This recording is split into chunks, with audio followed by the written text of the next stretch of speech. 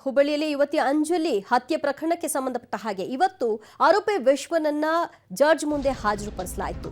ಈ ಸಂದರ್ಭದಲ್ಲಿ ಹತ್ಯೆ ಮಾಡುವಾಗ ಆತ ಯಾವ ಒಂದು ನೋವು ಆತನಿಗೆ ಕಾಣಿಸ್ಲಿಲ್ಲ. ಬಟ್ ಜಡ್ಜ್ ಮುಂದೆ ಹೋಗ್ತಿದ್ದ ಹಾಗೆ ಆತನಿಗೆ ಕಣ್ಣೀರು ಬಂದ್ಬಿಟ್ಟಿದೆ.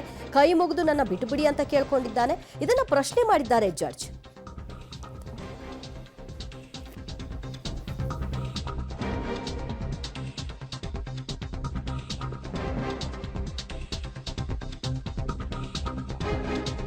ಸಂಬಂಧ ಜಡ್ಜ್ ಮುಂದೆ ಆರೋಪಿ ವಿಶ್ವನನ್ನ ಹಾಜರುಪಡಿಸಲಾಗಿತ್ತು. ಈ ಸಂದರ್ಭದಲ್ಲಿ ಆತ ಕೈ ಮುಗಿದು ಕಣ್ಣೀರು ಹಾಕೊಂಡಿದ್ದಾನೆ ಅಂತ ತಿಳಿದು ಬರ್ತಾ ಇದೆ.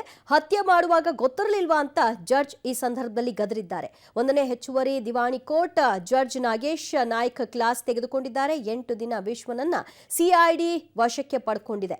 ವಿಶ್ವನನ್ನ 15 ದಿನ ಕಸ್ಟಡಿಗೆ ಕೇಳಿದ್ರು ಸಿಐಡಿ ಅಧಿಕಾರಿಗಳು ವಿಚಾರಣೆ ನಡೆಸಬೇಕು ಅಂತ. ಆದರೆ 8 ದಿನಗಳ ಅವಧಿಗೆ ಅವರನ್ನ ಕಸ್ಟಡಿಗೆ ಕೊಡಲಾಗಿದೆ. ಸಿಐಡಿ ಕಸ್ಟಡಿಗೆ ವಿಶ್ವನನ್ನ ತೆಗೆದುಕೊಂಡಿದ್ದಾರೆ. ಸೊ ಆತ ಮಾಡಿರೋ ತಪ್ಪಿನ ಪರಿಣಾಮವಾಗಿ ಕೈ ಮುಗಿದು ಕಣ್ಣೀರು ಹಾಕಿರೋದಲ್ಲ, ಬದಲಾಗಿ ಆತನಿಗೆ ಶಿಕ್ಷೆ ಆಗ್ತಾ ಇದೆಯಲ್ಲ ಅನ್ನುವಂತಹ ಕೊರಗಿನ ಹಿನ್ನೆಲೆಯಲ್ಲಿ ಆತ ಕೈ ಮುಗಿದು ಕಣ್ಣೀರು ಹಾಕಿದ್ದಾನೆ. ಮತ್ತಷ್ಟು ಮಾಹಿತಿ ಕೊಡ್ತಾರೆ ನಮ್ಮ ಪ್ರತಿನಿಧಿ ಸುನಿಲ್. ಈ ವ್ಯಕ್ತಿ ಒಂದು ಹತ್ಯೆ ಮಾಡ್ತಾನೆ, ಮತ್ತೆ ಟ್ರೈನಲ್ಲಿ ಇನ್ನೊಂದು ಯುವತಿಯ ಮೇಲೆ ಅಟ್ಯಾಕ್ ಮಾಡ್ತಾನೆ. ಇಷ್ಟೆಲ್ಲ ಮಾಡಿದ ಮೇಲೂ ಕೂಡ ಆತನ ಕಣ್ಣಲ್ಲಿ ಕಣ್ಣೀರು ಬರುತ್ತೆ ಅಂದ್ರೆ ಮಾಡಿರೋ ಪಾಪಕೃತ್ಯಕ್ಕೆ ಆತನಿಂದ ಯಾವುದೇ ರೀತಿಯ ನೋವಿನ ಕಣ್ಣೀರು ಅಲ್ಲ ಅದು, ಬದಲಾಗಿ ಆತನಿಗೆ ಆಗ್ತಾ ಇರೋ ಶಿಕ್ಷೆಯ ಪರಿಣಾಮ ಆತನಿಗೆ ಬರ್ತಾ ಇರೋ ಕಣ್ಣೀರ ಇದು. ಎಸ್ ದಿವ್ಯಜ್ಯೋತಿ, ಯಾಕಂದರೆ ಈತನ ಹಿನ್ನೆಲೆ ಏನಿದೆ ಗೊತ್ತಾ? ಈತ ಒಂದು ಅಪರಾಧ ಹಿನ್ನೆಲೆ ಹೊಂದಿರುವಂಥದ್ದು. ಮೊದಲಿಗೆ ಕಳ್ಳ ವೃತ್ತಿಯನ್ನು ಹೊಂದಿದ್ದಾನೆ, ಹಲವಾರು ಪ್ರಕರಣದಲ್ಲಿ ಪೊಲೀಸರಿಗೆ ಬೇಕಾಗಿದ್ದಾನೆ, ಗಾಂಜಾ ಗಿರಾಕಿ ಕೂಡ ಹೌದು. ಸೊ ಈತ ಪದೇ ಪದೇ ಪದೇ ಪದೇ ನ್ಯಾಯಾಲಯಕ್ಕೆ ಹೋಗ್ತಾ ಇರ್ತಾನೆ. ಸೊ ಜಡ್ಜ್ ಮುಂದೆ ಯಾವ ರೀತಿಯಾಗಿ ಇರಬೇಕು, ಯಾವ ಮುಂದಾಗಿ ಡ್ರಾಮಾ ಮಾಡಬೇಕು ಅನ್ನೋದು ಈತನಿಗೆ ಕರಗತ ಆಗಿರುತ್ತೆ. ಸೊ ಈ ಒಂದು ಹಿನ್ನೆಲೆಯಲ್ಲಿ ಇವತ್ತು 1ನೇ JMFC ಕೋರ್ಟ್ನಲ್ಲಿ ಆರೋಪಿಯನ್ನು CID ನಾಗೇಶ್ ಅವರ ಒಂದು ನ್ಯಾಯಾಧೀಶ ಮುಂದೆ ಪ್ರಸ್ತುತಪಡಿಸುತ್ತೆ. ಅಲ್ಲಿ ಈತ ಮೊದಲಿಂದಲೂ ಕೂಡ ಡ್ರಾಮಾ ಶುರು ಮಾಡ್ಕೊಳ್ತಾನೆ, ಕೈ ಮುಗಿತಾನೆ, ಅಳಕ್ಕೆ ಸ್ಟಾರ್ಟ್ ಮಾಡ್ತಾನೆ. ಇನ್ನು ವಿಚಾರಣೆ ಆರಂಭವಾಗುವ ಮುಂಚೆಲೇ ಅಳಲು ಶುರು ಮಾಡ್ತಾನೆ.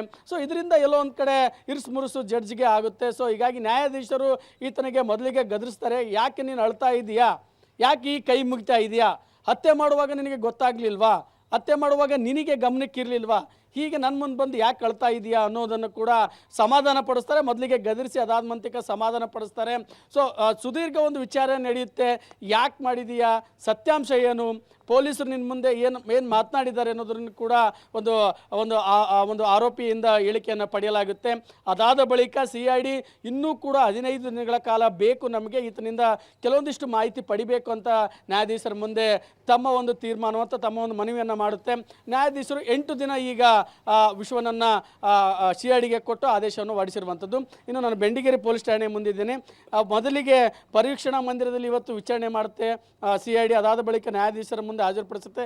ಅದಾದಾಗಿ ಈಗ ಬೆಂಡಿಗೇರಿ ಪೊಲೀಸ್ ಠಾಣೆಯ ಮುಂದೆ ಇರುವಂಥದ್ದು. ಒಳಗಡೆ ವಿಶ್ವನಿಗೆ ಈಗ ಊಟದ ವ್ಯವಸ್ಥೆಯನ್ನು ಮಾಡಿದರೆ ಇಲ್ಲಿ ಊಟವನ್ನು ಮುಗಿಸ್ಕೊಂಡು ಇದಾದ ಬಳಿಕ ಆತ ಒಂದು ಅಂಜಲಿಯ ಮನೆ ಕಡೆ ಹೋಗ್ಬೋದು. ಯಾಕಂದರೆ ಅಲ್ಲಿ ಪಂಚನಾಮೆ ಮಾಡುವಂಥ ಕಾರ್ಯ ಇದೆ. ಸೊ ಅಲ್ಲಿಯೂ ಕೂಡ ಒಂದು ಸೂಕ್ಷ್ಮ ಪ್ರದೇಶ ಆಗಿರೋದ್ರಿಂದ ಬಿಗಿ ಭದ್ರತೆಯನ್ನು ಕೂಡ ಹಾಕಿ ಇರುವಂಥದ್ದು. ಸೊ ಇದರ ಜೊತೆಗೆ ಈ 8 ದಿನಗಳ ಕಾಲ ವಿಶ್ವನನ್ನು ಕೇವಲ ಹುಬ್ಬಳ್ಳಿಯಲ್ಲೇ ಮಾತ್ರವಲ್ಲ ಮೈಸೂರಿನಲ್ಲೂ ಕೂಡ ಒಂದು ಕರೆದುಕೊಂಡೋಗಿ ವಿಚಾರಣೆ ಮಾಡುವಂಥದ್ದು. ಯಾಕಂದರೆ ಈತನ ಹಿನ್ನೆಲೆಯನ್ನು ಪಡೆಯಲಾಗ್ತದೆ, ಅಪರಾಧ ಕೃತ್ಯಗಳು ಸಾಕಷ್ಟು ಇದೆ. ಸೊ ಅದನ್ನು ಕೂಡ ಈ ಮೂಲಕ ಹೊರತರುವಂಥ ಪ್ರಯತ್ನ ನಡೆಯಲಾಗ್ತದೆ. ಥ್ಯಾಂಕ್ ಯು ಸುನಿಲ್ ನಿಮ್ಮೆಲ್ಲ ಮಾಹಿತಿಗೆ.